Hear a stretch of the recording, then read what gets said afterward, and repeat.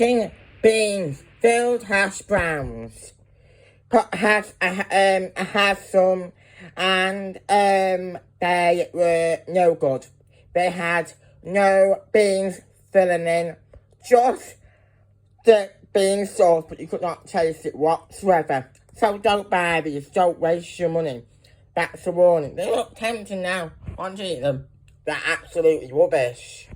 Okay? There it is. And I do these daily, hopefully, soon.